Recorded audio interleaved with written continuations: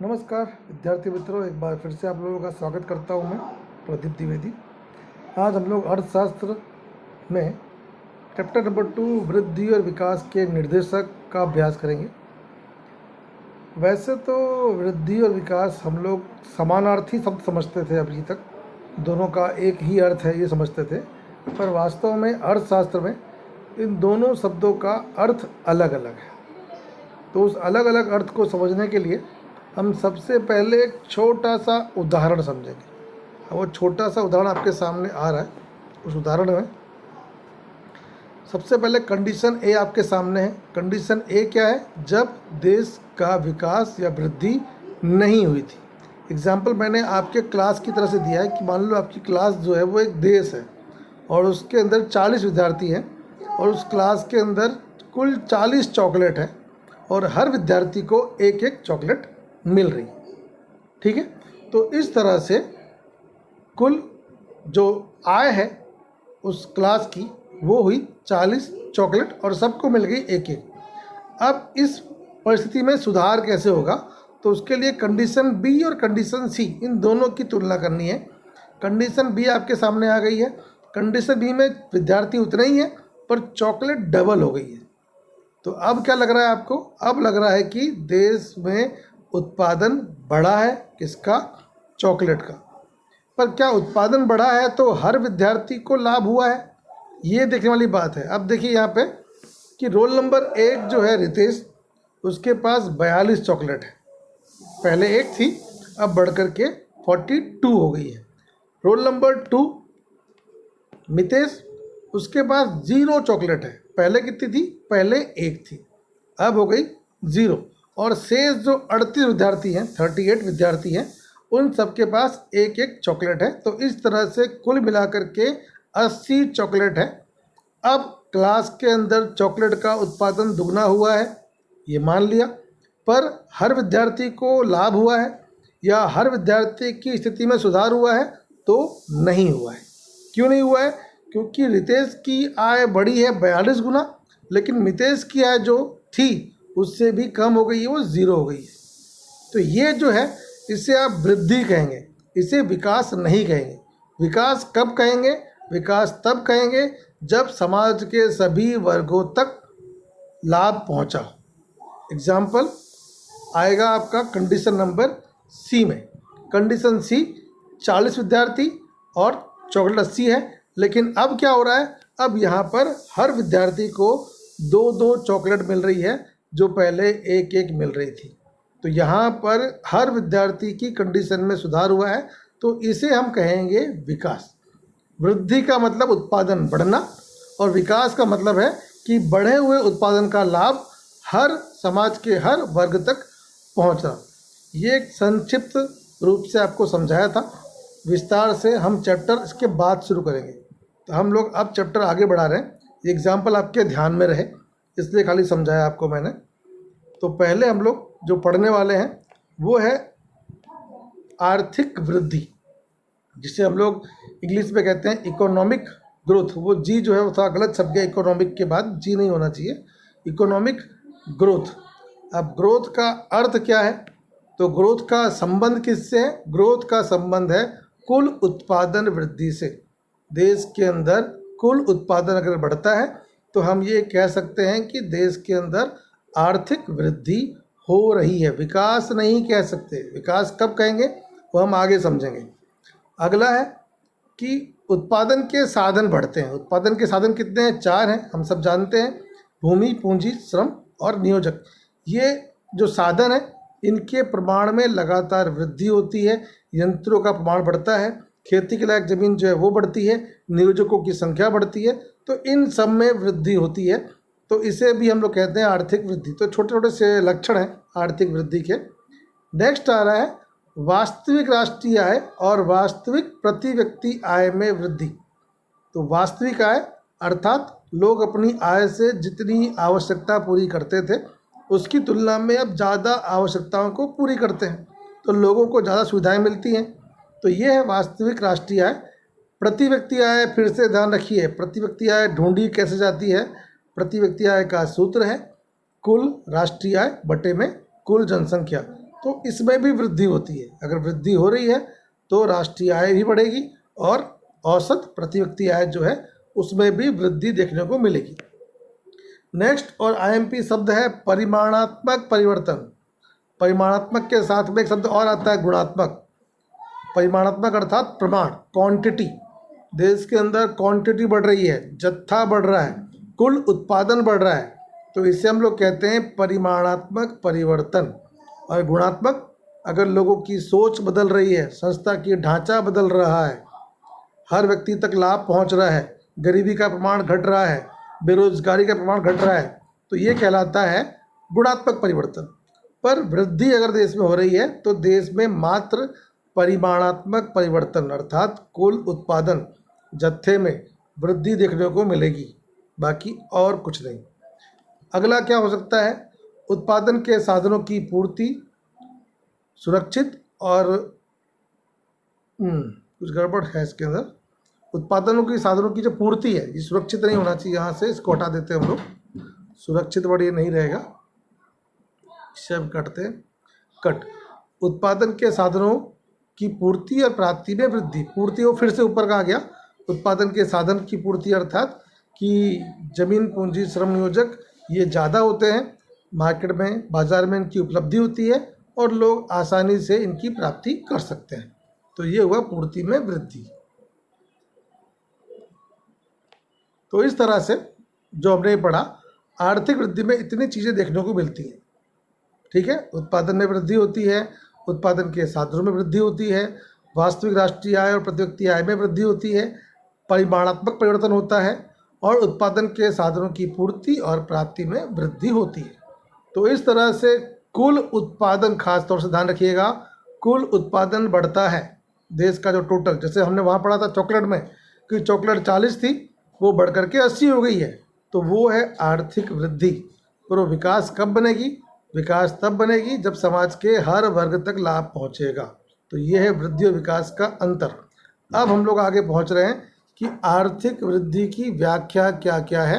तो मुख्य रूप से 2 व्याख्या हैं। एक है प्रोफेसर हैंसन की व्याख्या। प्रोफेसर हैंसन ने भी वही कहा है जो हमने अभी टुकड़ों में समझा है। आर्थिक वृद्धि अर्थात राष्ट्रीय आय की वृद्धि दर अथवा वस्तुओं और सेवाओं के कुल उत्पादन की मात्रा में हुई वृद्धि। राष्ट्रीय आय का वृद्धि दर बढ़ रहा है, कुल, राष्ट्रीय मतलब कुल, टोटल की बात हो रही है, हम पर्सन की, व्यक्ति की बात नहीं कर रहे हैं। देश की जो कुल आय है उसका वृद्धि दर बढ़ रहा है, देश में वस्तुओं और सेवाओं का जो उत्पादन है वो बढ़ रहा है, तो उसे हम कहते हैं आर्थिक वृद्धि हैंसन के अनुसार। दूसरी व्याख्या प्रोफेसर साइमन कोजनेट, उनके हिसाब से भी व्याख्या वही है। प्रजा को अधिक से अधिक वैविध्यपूर्ण अर्थात वैरायटी, प्रजा को अधिक से अधिक वैविध्यपूर्ण आर्थिक चीज वस्तुओं की आपूर्ति करने की देश की शक्ति में दीर्घकाल के लिए हुई वृद्धि आर्थिक वृद्धि है। एक तरह से देखो तो सरकार अगर अपनी प्रजा को पहले से ज़्यादा सुविधाएं, पहले से ज़्यादा उत्पादन दे पाती है तो इसे हम आर्थिक वृद्धि कहेंगे। ये दे पाने में सक्षम हो पाती है तो सरकार ये काम करेगी। एक बार फिर से पढ़ देता हूँ। प्रजा को अधिक से अधिक, पहले से अधिक, हर बार पहले से अधिक से अधिक वैविध्यपूर्ण आर्थिक चीज वस्तुओं की आपूर्ति करने की देश की शक्ति में दीर्घकाल के लिए हुई वृद्धि आर्थिक वृद्धि है। सरकार अपनी तरफ से प्रजा को पहले से बेहतर सुविधाएं, पहले से बेहतर उत्पादन दे रही है तो उसे हम आर्थिक वृद्धि कहेंगे। अब हम लोग पहुंच रहे हैं आर्थिक वृद्धि की मर्यादा पर। आर्थिक वृद्धि की मर्यादा कौन कौन सी है? आर्थिक वृद्धि की मर्यादा, सबसे मेन मर्यादा कि आर्थिक वृद्धि मात्र परिमाणात्मक परिवर्तन है। तो क्या नहीं है? तो आर्थिक वृद्धि जो है वो गुणात्मक परिवर्तन नहीं, खाली परिमाणात्मक परिवर्तन है, गुणात्मक परिवर्तन नहीं है। फिर से एक बार, परिमाणात्मक मतलब कि क्वांटिटी, देश के अंदर कुल उत्पादन बढ़ रहा है, कुल रोजगार बढ़ रहा है, कुल जो गरीबी है उसकी मात्रा घट रही है, तो कुल की बात यहाँ पर हो रही है परिमाणात्मक परिवर्तन के अंदर। पर हर व्यक्ति तक लाभ पहुँच रहा है या नहीं पहुँच रहा है, हर व्यक्ति का शिक्षा स्वास्थ्य सुधर रहा है या नहीं सुधर रहा है, इसके बारे में कोई चर्चा यहाँ पर नहीं हो रही है। एक इंडिविजुअल की बात नहीं हो रही है, एक समूह की, पूरे देश की बात यहाँ पे होती है, तो क्वांटिटी की बात खाली की जा रही है। दूसरी मर्यादा, राष्ट्रीय आय और प्रति व्यक्ति आय में वृद्धि पर संस्था की और मनोवैज्ञानिक परिवर्तन नहीं होता। फिर से थोड़ा सा लिखने में गड़बड़ है। राष्ट्रीय आय और प्रति व्यक्ति आय के बारे में ही चर्चा होती है, परंतु संस्था की शब्द पे खास जोर दिया गया है। संस्था की का मतलब होता है कि देश का जो सिस्टम है, देश का जो ढांचा है, वो बदलता नहीं है। ढांचा बदलना मतलब सिंचाई की सुविधाएं जो है उनमें वृद्धि होना, नहरों के प्रमाण में वृद्धि होना, कुल उत्पादन जो है वो लगातार बढ़ता रहे, उत्पादन की जो क्वालिटी है पहले से बेहतर हो जाए, या श्रमिक जो काम करता है श्रमिक साक्षर हो जाए, पहले से अधिक उत्पादन करे, पढ़ा लिखा हो, स्वस्थ हो, इन सब चीज़ों पे ध्यान नहीं दिया गया है। सेकंड है मनोवैज्ञानिक परिवर्तन। ये खास है कि लोगों की सोच में बदलाव जो है उस पर ध्यान नहीं दिया गया। कई बार क्या होता है कि हम लोग के देश में उत्पादन तो बढ़ गया है, पर हमारी सोच वही पुरानी है। बाल विवाह वाली हमारी सोच है, पर्दा प्रथा वाली सोच है, दहेज प्रथा वाली हमारी सोच है। तो इसमें हम लोग महिलाओं को जॉब नहीं करवाना चाहते हैं। इन सब में कोई बदलाव नहीं हुआ है, तो ये विकास नहीं कहलाएगा। विकास कब होगा?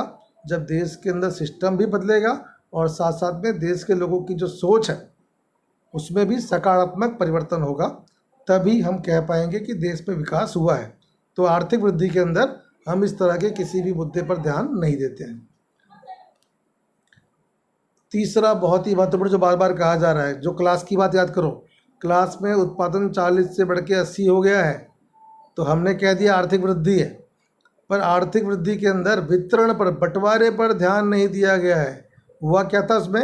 रितेश को बहुत ज़्यादा मिल गया और मितेश को कुछ भी नहीं मिला। तो ये आर्थिक वृद्धि तो है, पर ये विकास नहीं होगा। तो आर्थिक वृद्धि के अंदर सिर्फ उत्पादन वृद्धि पर ध्यान दिया गया है, उत्पादन के बंटवारे पर, उत्पादन का जो वितरण है उस पर ध्यान नहीं दिया गया। और चौथा मुद्दा, लोगों के कल्याण। कल्याण शब्द की बात आ रही है तो मैं फिर से जोड़ दे दूँ कि कल्याण की व्याख्या आगे आपको मिलेगी। कल्याण का मतलब क्या होता है? कल्याण का मतलब हर व्यक्ति के लिए अलग अलग है। जिस व्यक्ति के घर में वो हाथ से पंखा करता है, उसके घर पे अगर लग जाएगा ऊपर का सीलिंग फैन, तो उसका कल्याण हो गया। जिसके पास सीलिंग फैन था उसके पास आ जाएगा कूलर, तो उसका कल्याण हो गया। जिसके पास कूलर था उसके पास एसी आ गया, तो उसका कल्याण हो गया। तो कल्याण का मतलब होता है परिस्थिति में सुधार। इंसान जैसा है उससे थोड़ा सा बेहतर सिचुएशन में जीवन जिए, तो उसको हम कल्याण कहते हैं। तो आर्थिक वृद्धि में ये कल्याण और परिस्थिति में सुधार, इन सब के ऊपर खास ध्यान नहीं दिया गया। इसलिए लोगों के कल्याण और सुधार को जानने में आर्थिक वृद्धि अनुपयोगी है। तो कल्याण किससे जानोगे आप? कल्याण आप जानेंगे आर्थिक विकास के द्वारा। ठीक है, तो ये हो गया आप लोगों का आर्थिक वृद्धि के बारे में। आर्थिक विकास के बारे में हम लोग अगली स्लाइड में पढ़ेंगे। ठीक है, धन्यवाद।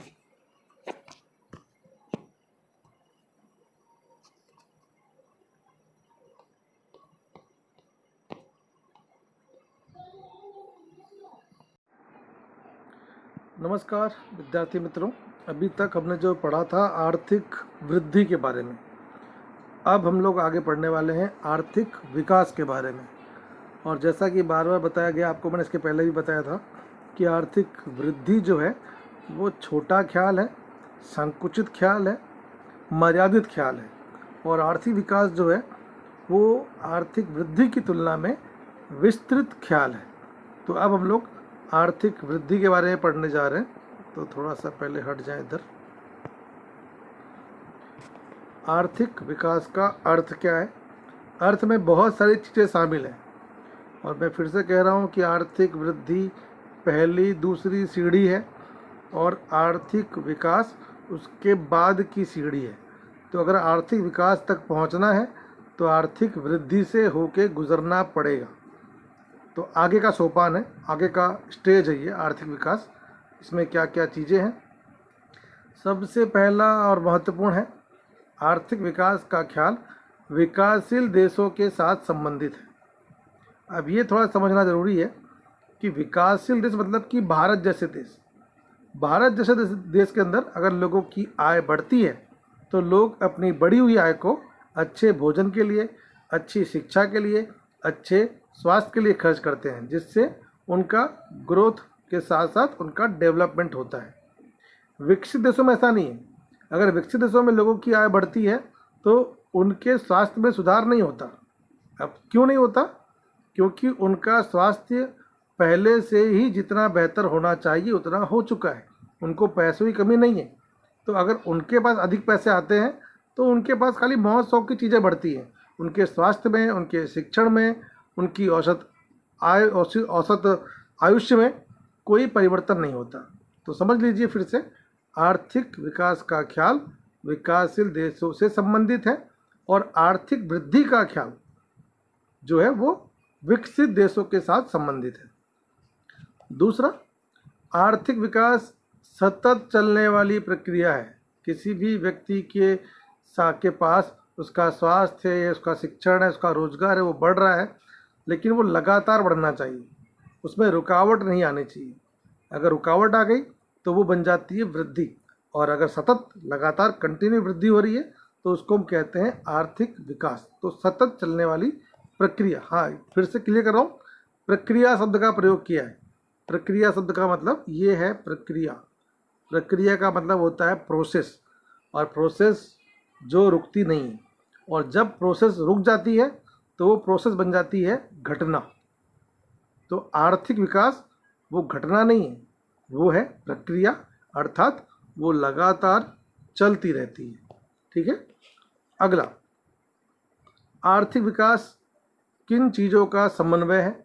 आर्थिक विकास दो चीज़ों का खास तौर से समन्वय है। एक है आर्थिक प्रगति, अर्थात लोगों के पास पहले की तुलना में अधिक संपत्ति आती है, वस्तुएं और सेवाएं आती हैं। लेकिन साथ साथ में सामाजिक प्रगति, सामाजिक प्रगति अर्थात लोगों की मानसिकता, लोगों की सोच, जो रूढ़ियाँ हैं, जो बुराइयाँ हैं, वो सब भी समाज में दूर होती हैं और लोग समानता के हिसाब से, जो जात पात के बंधन हैं ये सब हट जाते हैं, जो लड़की लड़के का भेदभाव है वो हट जाता है। इस तरह से समाज भी आगे बढ़ता है। तो आर्थिक रूप से और सामाजिक रूप से, दोनों रूप से हम आगे बढ़ते हैं, तब कहलाता है आर्थिक विकास। नेक्स्ट है परिमाणात्मक के साथ गुणात्मक परिवर्तन। परिमाणात्मक अर्थात क्वांटिटी, अर्थात जत्था, अर्थात कुल उत्पादन। अगर देश के अंदर कुल उत्पादन बढ़ता है तो फिर वो आर्थिक वृद्धि है, लेकिन उत्पादन के साथ साथ उत्पादन की गुणवत्ता भी बढ़ती है, तो उसको हम कहते हैं गुणात्मक परिवर्तन। और आर्थिक विकास में क्वांटिटी के साथ साथ जो क्वालिटी है उसमें भी सुधार होता है। जैसे पहले एक महीने में 1 लाख बाइक का उत्पादन होता था, अब एक महीने में 2 लाख बाइक का उत्पादन होता है। तो ये है परिमाणात्मक परिवर्तन, बाइक का उत्पादन ज़्यादा हो रहा है। पर अभी जो बाइक आ रही है वो अगर सोलर बैटरी से चलती हो या इलेक्ट्रिक से चलती हो, एवरेज अच्छी देती हो, उसके इंजन अच्छे हो, वो 5 जनरेशन या 6 जनरेशन की गाड़ी हो, तो उसमें गुणात्मक परिवर्तन भी हुआ है, और ऐसी गाड़ियाँ पॉल्यूशन कम फैलाती हैं। तो इस तरह से आर्थिक विकास में क्वांटिटी के साथ साथ क्वालिटी में भी बदलाव होता है। ठीक है। नेक्स्ट मुद्दा है, और ये IMP एक शब्द रह गया इसके अंदर, सभी क्षेत्रों में विकास अर्थात बहुमुखी प्रक्रिया। बहुमुखी अर्थात मल्टी डायमेंशनल। देश के अंदर जितने भी क्षेत्र हैं, कृषि क्षेत्र है, उद्योग क्षेत्र है, सेवा क्षेत्र है, शिक्षण क्षेत्र है, स्वास्थ्य के क्षेत्र हैं, परिवहन का क्षेत्र है, दूरसंचार क्षेत्र है, हर क्षेत्र में विकास होना चाहिए। किसी एक क्षेत्र में अगर विकास होता है बाकी क्षेत्र पीछे रह जाते हैं तो उसे हम विकास नहीं कहेंगे अर्थशास्त्र में। अर्थशास्त्र के अंदर जितने भी क्षेत्र हैं, जैसे कोई बच्चा है उसका वजन बढ़ रहा है, पर वजन के अंदर उसका सिर जो है बहुत बड़ा हो गया है और उसका वजन बढ़ रहा है, तो आप कहोगे कि अरे बच्चे का विकास अच्छा हो रहा है, पर ये अच्छा नहीं है। अच्छा विकास कब होता है? जब बच्चे के सभी अंगों का संतुलित विकास होता है, किसी का ज़्यादा किसी का कम, एक पैर बड़ा एक पैर छोटा, तो ये विकास नहीं है। विकास अर्थात देश के सभी क्षेत्रों का योग्य रूप से विकास होना चाहिए, वृद्धि होनी चाहिए, जिसको हम कहते हैं समानता। समानता हर क्षेत्र में देखने को मिलनी चाहिए। अगला मुद्दा जो आपके थर्ड मुद्दे में शामिल है, सामाजिक प्रगति। देश के अंदर खाली लोगों की जेब में ज़्यादा पैसा आ जाए तो वो आर्थिक वृद्धि है, पर साथ साथ में पैसा आने के साथ साथ लोगों की सोच, लोगों की संकुचित मानसिकता, धार्मिक रूढ़ियाँ, भेदभाव, जातिगत भेदभाव, इन सब में कमी आती है और व्यक्तिगत स्वातंत्र्य का अनुभव लोग करते हैं। अपनी बात को बोलने का अधिकार हो, संविधान का पालन हो, ये सब चीज़ें अगर देश के अंदर होती हैं तभी आप विकास हो रहा है ऐसा कह सकते हो। तो समाज में बदलाव होना चाहिए और समाज के साथ साथ लोगों की जो सोच है उसमें भी सुधार होना चाहिए। अगला है कृषि के, हाँ ये मुद्दा थोड़ा एमपी है। जैसे जैसे देश का विकास होता है, ये हमने बात की हुई 11वीं में, कि देश के अंदर देश की आय में और देश के रोजगार में 3 क्षेत्र योगदान देते हैं। सारे व्यवसायों को हम बांटते 3 भागों में, एक है कृषि, दूसरा उद्योग और तीसरा सेवा क्षेत्र। जब देश नया नया विकास कर रहा होता है, उत्पादन बढ़ा रहा होता है, तब उस देश की इनकम के अंदर खेती का योगदान अधिक होता है, क्योंकि लोग के पास उद्योग होते नहीं हैं तो लोग खेती में काम करते हैं, पशुपालन में काम करते हैं। लेकिन जैसे जैसे देश का विकास होता है, लोग उद्योग की शुरुआत करते हैं, सेवा क्षेत्र की शुरुआत करते हैं, दूरसंचार की शुरुआत करते हैं, और इस तरह से जैसे जैसे देश आगे बढ़ता है, ध्यान से सुनिएगा, जैसे जैसे देश का आर्थिक विकास तेज गति से होता है, वैसे वैसे देश की आय और देश का रोजगार, राष्ट्रीय आय और राष्ट्रीय रोजगार दोनों में कृषि क्षेत्र का योगदान, कृषि क्षेत्र का जो योगदान है वो घटता जाएगा, और उद्योग और सेवा क्षेत्र, इन दोनों का जो योगदान है वो बढ़ता जाएगा। ठीक है, और यह एमपी लाइन है आपको समझने के लिए। अगला और आखिरी मुद्दा है संस्था की ढांचा बदलता है। खाली उत्पादन बढ़ गया, देखो कृषि उत्पादन बढ़ रहा है तो हो सकता है कि किसी साल अच्छा मानसून था, बारिश अच्छी हुई तो उत्पादन बढ़ गया, तो हम कहेंगे भाई देश आगे बढ़ गया। पर ये टेम्परेरी है, क्योंकि अगले साल हो सकता है मानसून अच्छा ना हो। तो क्या होगा, तो बेहतर तब होगा जब हम अपने देश के कोने कोने में नहरों की फैसिलिटी, सिंचाई की जो फैसिलिटी है, बिजली की फैसिलिटी है, वो पहुंचाएंगे, जिससे बारिश हो या ना हो हर साल उत्पादन अच्छा मिलेगा। तो इसको हम कहते हैं ढांचा, पूरा ढांचा, इंफ्रास्ट्रक्चर जो है वो नया बनता है, और ऐसा बनता है जिससे देश लगातार स्टेप बाय स्टेप आगे बढ़ता रहता है। तो आर्थिक विकास में खाली किसी साल उत्पादन बढ़ गया ऐसा नहीं होगा, उत्पादन हर साल बढ़ेगा। और वो कब बढ़ेगा, जब आप बेहतर इंफ्रास्ट्रक्चर आप किसानों को देंगे, जब बेहतर इंफ्रास्ट्रक्चर जो है वो किसानों को दिया जाएगा, और साथ साथ में नई नई खोज होगी, संशोधन, मतलब कि नई नई चीज़ों की खोज होती है। पहले लोग बैल से खेती करते थे, हल बैल से, फिर ट्रैक्टर से काम करने लगे, फिर थ्रेसर से काम करने लगे। अभी जहाँ पानी कम है उनके लिए ड्रिप इरिगेशन मेथड आ गई, अच्छे सुधरे हुए बीज की बात आ गई, रासायनिक खाद की बात आ गई। ये सब चीज़ें लगातार खोजी जाएंगी, जिससे देश के अंदर उत्पादन लगातार बढ़ेगा। ठीक है, तो ये है आर्थिक विकास की मिली जुली व्यापक व्याख्या।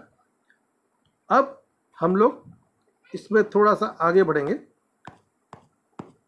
आगे जब बढ़ते हैं हम लोग, तब आती है व्याख्या, आर्थिक विकास की परिभाषाएं। आर्थिक वृद्धि में हमने 2 व्याख्याएं पढ़ी थी, परिभाषाएं पढ़ी थी। यहाँ पर हम पढ़ने वाले हैं 3। सबसे पहली और सबसे आसान जो हम पहले पढ़ चुके हैं, आर्थिक विकास यह बहुपरिमाणीय प्रक्रिया है। ये कहा था माइकल टोडेरो ने।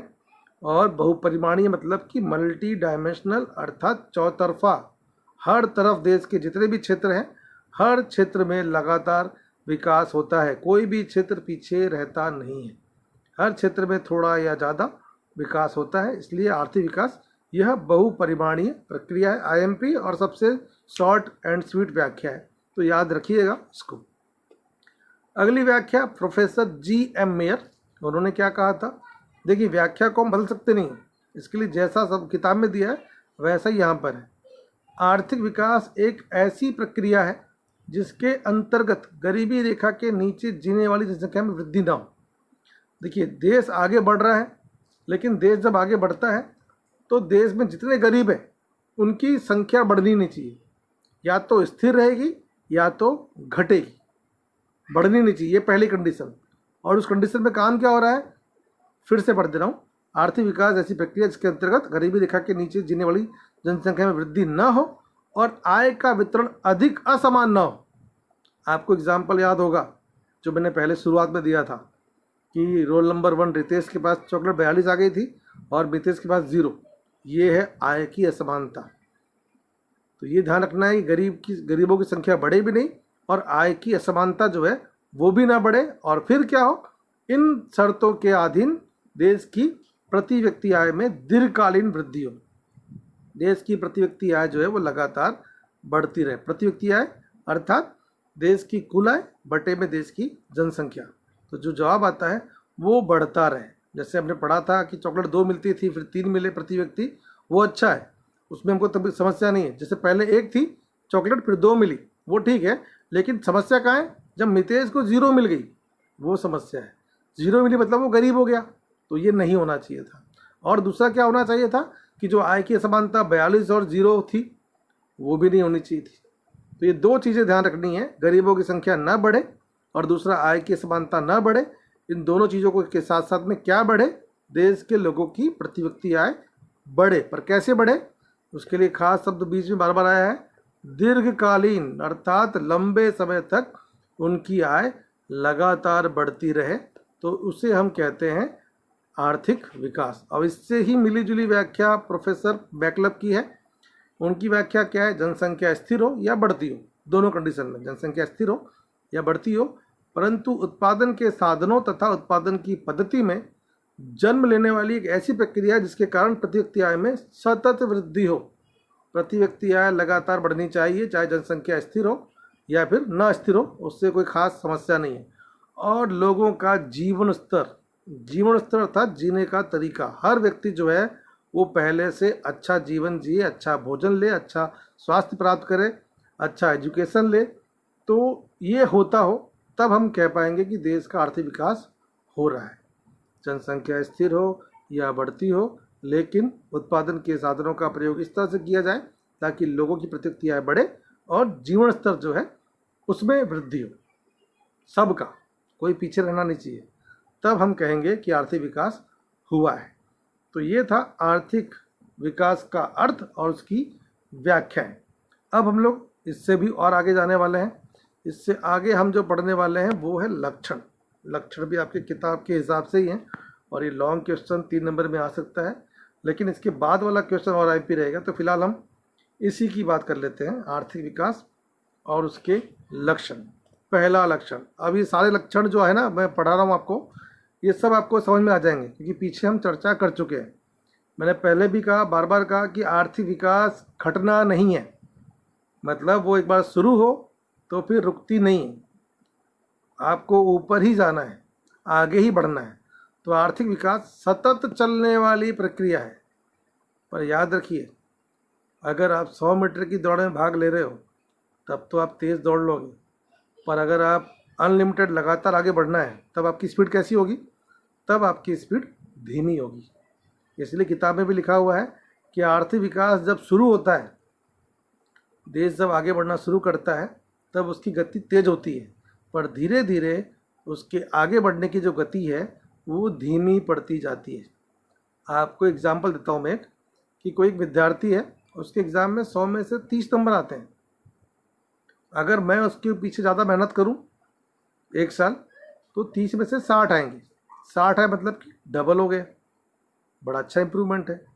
अगले साल और मेहनत की जाए तो उसके 60 से बढ़ के 90 हो गए। इम्प्रूवमेंट तो है, पर क्या डबल है? अब ये डबल का इम्प्रूवमेंट नहीं है, अब ये आधा बढ़ा है, मतलब कि 50% वृद्धि हुई है। तो वृद्धि धीमी हो गई है। अब ऐसा नहीं कह सकते कि वो आगे बढ़ नहीं रहा है, पर वो आगे बढ़ तो रहा है, पर आगे बढ़ने की रफ्तार धीमी हो गई है। अब 90 नंबर आ गए 100 में से, तो चाहे जितनी मेहनत की जाए, अकेले उसके ऊपर ही मेहनत की जाए, पर उसके मार्क्स डबल होने वाले नहीं हैं। क्यों नहीं होने वाले? क्योंकि वो अपने विकास की उच्चतम सीमा पर पहुंचने वाला है, इसलिए अब विकास की प्रक्रिया धीमी हो जाएगी। तो याद रखिए, आर्थिक विकास जब शुरू होता है तब तेज गति से होता है, पर जब वो अपने चरम पे पहुंचता है तो उसके आगे बढ़ने की जो गति है वो धीमी पड़ जाती है, लेकिन आगे तो बढ़ता है। ये नहीं कह सकते आगे बढ़ता नहीं है, वो आगे बढ़ता है। अगला भी आपको समझ में आ गया होगा कि आर्थिक विकास में खाली क्वांटिटी बढ़ती है, उत्पादन बढ़ता है, रोजगार बढ़ता है, ऐसा नहीं है, लेकिन साथ साथ में जो क्वालिटी है, जो गुण है, उसमें भी वृद्धि देखने को मिलती है। तो आर्थिक विकास परिमाणात्मक के साथ साथ गुणात्मक परिवर्तन भी होता है। तीसरा है मांग में परिवर्तन। आप ये ध्यान रखिएगा, आर्थिक विकास होता है अर्थात देश के लोगों की गरीबी दूर होती है। अब आप सोचिए, गरीब व्यक्ति क्या मांग करता है? गरीब व्यक्ति मांग करता है रोटी कपड़ा मकान की, जीवन चलाना है उसको। लेकिन जब वो पैसे वाला होता है तब वो रोटी कपड़ा के साथ साथ, देखो रोटी कपड़ा मकान के पीछे खाना कितना खाओगे? खाना पहले 100 का खाते थे, अब 150 का खाओगे, 200 का खाओगे, खाना उतना ही खाओगे। अमीर इंसान पूरा डबल खाना खा लेता है गरीबों से, ऐसा तो है नहीं। तो ज़्यादा खर्च हम कहाँ करते हैं? अमीर व्यक्ति ज़्यादा खर्च करता है मौज शौक की चीज़ों के पीछे, मोबाइल के पीछे, गाड़ियों के पीछे, आलीशान मकानों के पीछे खर्च करता है।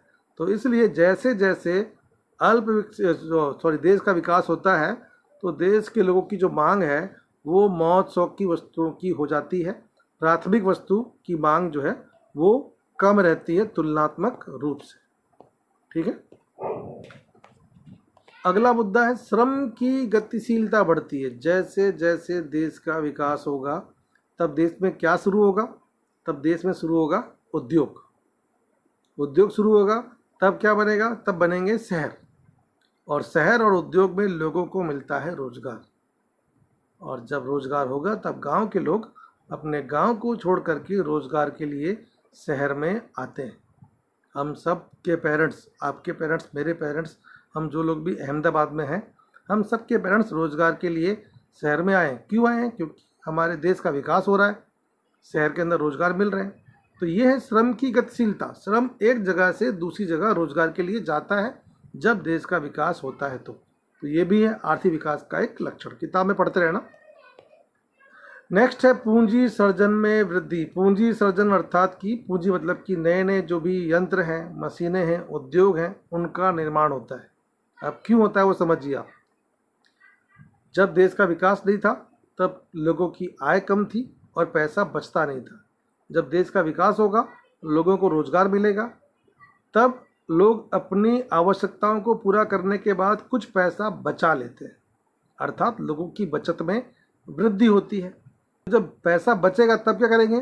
तब लोग सोचेंगे चलो अभी थोड़ा सा सोना ले लेते हैं, या थोड़ा सा शेयर किसी कंपनी का ले लेते हैं, या छोटी मोटी दुकान कहीं ले लेते हैं, कुछ काम शुरू कर देते हैं। तो ये होता है पूंजी सर्जन। नया नया इन्वेस्टमेंट जो है वो बढ़ता है। आर्थिक विकास में लोग पैसा बचा करके उसे नए नए क्षेत्रों में निवेश करते हैं, जिससे पूंजी सर्जन के अंदर वृद्धि होती है। अगला मुद्दा टेक्नोलॉजी में परिवर्तन। बार बार कहा जा रहा है कि आर्थिक विकास के अंदर क्वांटिटी के साथ साथ क्वालिटी में सुधार होता है। बाइक का उत्पादन ज़्यादा होता है, पर जैसे आप देख रहे हो कि एक्टिवा का उत्पादन हो रहा है, पर हर बार एक्टिवा शुरू हुई थी 3G से, फिर 3G, 4G, 5G, अब आ गया है 6G। इसी तरह से मोबाइल के अंदर भी नए नए जो वर्जन है वो आ रहे हैं। इसी तरह से AC के अंदर, फ्रिज के अंदर वर्जन आ रहे हैं। तो नई नई तकनीकी का की जो खोज है वो लगातार होती रहती है। तो आर्थिक विकास के अंदर संशोधन लगातार होते रहेंगे, ये इसका एक बहुत बड़ा लक्षण है। और आखिरी, निश्चित चरण के बाद स्वयंभू प्रक्रिया। शुरू में देश की सरकारों को आर्थिक विकास प्राप्त करने के लिए प्रयास करना पड़ता है। लोगों को सस्ता लोन देना पड़ता है, गरीबों को सब्सिडी देनी पड़ती है। लेकिन जब देश रफ्तार पकड़ लेता है, आर्थिक विकास की गति में आ जाता है देश, उसके बाद सरकार के किसी प्रयास की आवश्यकता नहीं होती। देश अपने आप आगे बढ़ता रहता है। जैसे आपने कभी देखा हो गांव के अंदर वो ट्यूबवेल होती है, ट्यूबवेल को ऐसे हाथ से हैंडल लगाओ और लगा के चालू करो, एक बार चालू हो गई तो फिर अपने आप चलती रहती है। स्वयंभू प्रक्रिया। तो स्वयंभू मतलब कि अपने आप, फिर सरकार के किसी प्रयास की आवश्यकता नहीं होती। आर्थिक विकास एक बार शुरू हो गया फिर लगातार होता रहता है। तो ये हुआ आर्थिक विकास के लक्षण। ठीक है, और ये IMP टॉपिक है। अब हम लोग आखिरी मुद्दे की तरफ आ रहे हैं। आखिरी मुद्दा हमारा थोड़ा सा हाँ, आखिरी मुद्दा जो आ गया यहाँ का आज का, वो है आर्थिक विकास की मर्यादाएं। सिद्धांत कोई भी हो, कमियां सब में होती हैं। आर्थिक विकास वृद्धि में कमियां थी तो आर्थिक विकास में कमियां हैं। 3 कमियां हैं, तीनों को समझेंगे ध्यान से। आर्थिक विकास मात्र देश की प्रगति दर्शाता है, मानव की नहीं। किसी भी देश में कुल शिक्षण का, स्वास्थ्य का विकास कितना हो रहा है ये तो आप दर्शा लोगे, पर इंडिविजुअल कोई व्यक्ति पीछे रह गया है तो उसका अभ्यास यहाँ पर उतना विस्तृत रूप से नहीं हो पाता, तो प्रत्येक व्यक्ति तक अध्ययन नहीं कर पाते, इसके लिए मानव का अध्ययन नहीं हो पाता, ऐसा हम कह सकते हैं। नेक्स्ट मुद्दा है आसान आपके लिए, फिर से समझिए। आर्थिक वृद्धि क्या थी? कुल उत्पादन था। आर्थिक विकास क्या था? उत्पादन की क्वालिटी था, और लोगों तक उत्पादन पहुंच रहा है कि नहीं पहुंच रहा है वो देखना था। समाज के लोगों की सोच में बदलाव हुआ है कि नहीं हुआ है वो देखना था। अंधविश्वास दूर हुआ है कि नहीं हुआ है वो देखना था। जात पात का भेदभाव दूर हुआ है कि नहीं हुआ है वो देखना था। तो क्या ये सब आप आंकड़ों में नाप सकते हो? जात पात का भेदभाव, लोगों की सोच, ये सब हम आंकड़ों में नाप नहीं सकते। आंकड़ों में क्या नाप सकते हैं? आंकड़ों में नाप सकते हैं कि कितने टन गेहूं का उत्पादन हुआ, कितने टन चावल का उत्पादन हुआ, ये हम नाप सकते हैं। तो इसलिए आर्थिक वृद्धि को नापना आसान था कि कितना उत्पादन बढ़ा है, पर क्वालिटी कैसी थी, बंटवारा हुआ कि नहीं हुआ, गरीबी दूर हुई कि नहीं हुई, वो सब नापना उतना आसान नहीं है। तो सांख्यिकीय स्वरूप में नहीं नापा जा सकता, मतलब कि आंकड़ों में आर्थिक विकास को नाप नहीं सकते। क्यों? क्योंकि समाज के परिवर्तन और जो मानसिक परिवर्तन है, सोच का बदलाव है, उसको आप आंकड़ों में कैसे दर्शाएंगे। और आखिरी कमी जो थी कि वैसे नॉर्मली क्या होता है कि देश का विकास और प्रजा का जीवन स्तर, लिविंग स्टैंडर्ड, उसके बीच संबंध सीधा होता है। अगर देश का विकास हो रहा है तो देश के लोगों ज़्यादा सुखी हो रहे हैं, ऐसा हम कह सकते हैं। पर ऐसा हमेशा हो ये ज़रूरी नहीं। जैसे कि 1947 में देश आज़ाद हुआ और अभी हमने कुछ दिनों पहले फिर से 15 अगस्त बनाया, तब तक हमारे देश को आज़ाद हुए 73 साल हो गए थे, 74वां साल लगा है। पर इतने सालों के अंदर देश ने विकास तो किया है, ये हम सब कहते हैं कि भारत का विकास हुआ है, पर अभी भी किसी कोने में भारत के कुछ किसान भुखमरी से, गरीबी से आत्महत्या करते हैं। अभी भी कई जगह पर जो जाति का भेदभाव है वो देखने को मिलता है, स्त्री पुरुष भेदभाव देखने को मिलता है। तो ये नहीं हुआ है भारत के अंदर।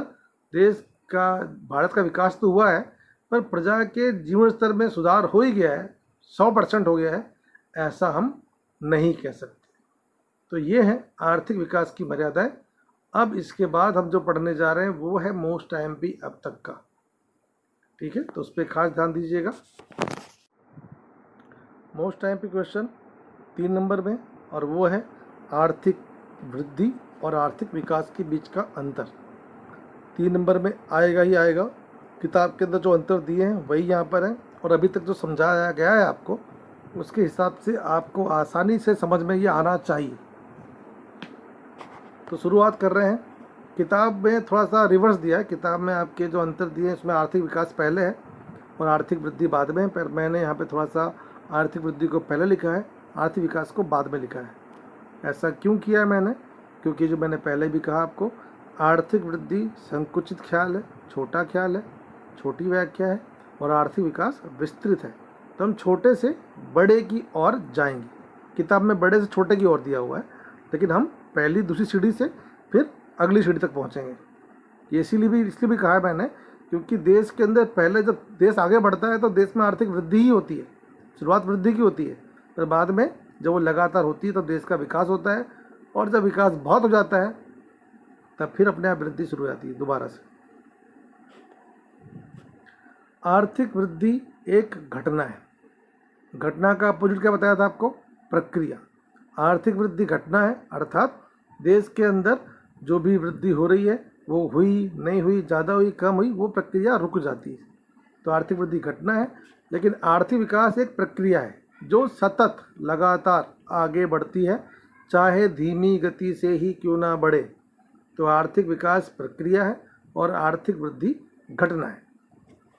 अगला मुद्दा, आर्थिक वृद्धि मात्र परिमाणात्मक परिवर्तन है, सिर्फ उत्पादन, जत्था, क्वांटिटी का जो परिवर्तन है उस पर ही आर्थिक वृद्धि में ध्यान दिया जाता है। लेकिन आर्थिक विकास में उत्पादन के साथ साथ उत्पादन सभी लोगों में समान रूप से बटा कि नहीं बटा, उत्पादन की क्वालिटी में सुधार हुआ कि नहीं हुआ, उत्पादन का जो नई तकनीकी थी वो आई कि नहीं आई। इसलिए आर्थिक विकास में परिमाणात्मक के साथ साथ गुणात्मक परिवर्तन जो है उस पर भी ध्यान दिया जाता है, दोनों साथ में होता है। तीसरा मुद्दा है साधनों के पुनः वितरण पर भार। साधन मतलब जो उत्पादन के साधन है उनका पुनः वितरण, जो समाज के लोग हैं वहाँ तक पहुँचे, उस पर ध्यान दिया जाता है। और आर्थिक विकास के अंदर जो साधन उपयोग में अभी तक नहीं लिए गए, बिन उपयोगी रह गए हैं, उनके ऊपर खास ध्यान दिया जाता है। बिना उपयोग में लिए गए जो साधन छूट गए हैं, जो काम में नहीं लिए हैं, उन पर ध्यान दिया जाता है, तो उनके उपयोग का प्रश्न होता है। चौथा मुद्दा विकसित देशों के साथ संबंधित ख्याल। ये भी मैंने पहले बताया आपको, आर्थिक वृद्धि विकसित देशों के साथ संबंधित है। क्यों ऐसा, समझ लो फिर से। अमीर इंसान है, मान लो कि मुकेश अंबानी है, अगर उनकी इनकम डबल होती है तो क्या उनके बच्चे बेहतर स्कूल में जाएंगे, बेहतर खाना खाएंगे? तो जवाब है नहीं। क्यों नहीं?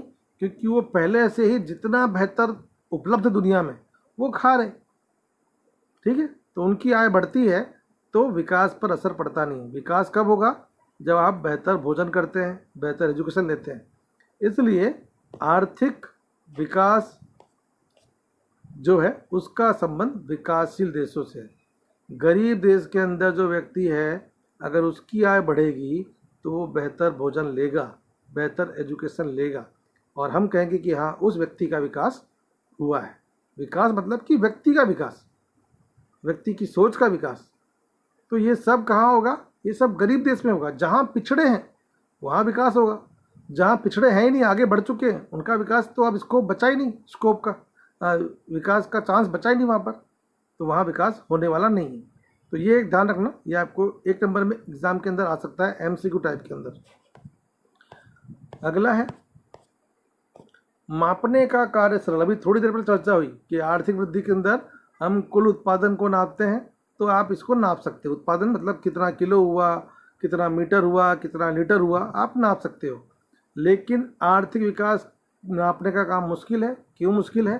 क्योंकि आर्थिक विकास में आप उत्पादन के साथ साथ आप उत्पादन का बंटवारा सब में हुआ है या नहीं हुआ है, या उत्पादन की क्वालिटी कैसी थी, और सबसे मेन लोगों की सोच में बदलाव हुआ या नहीं हुआ है, ये आप नहीं नाप सकते। इसके लिए आर्थिक वृद्धि को नापना आसान है और आर्थिक विकास को मापना मुश्किल है।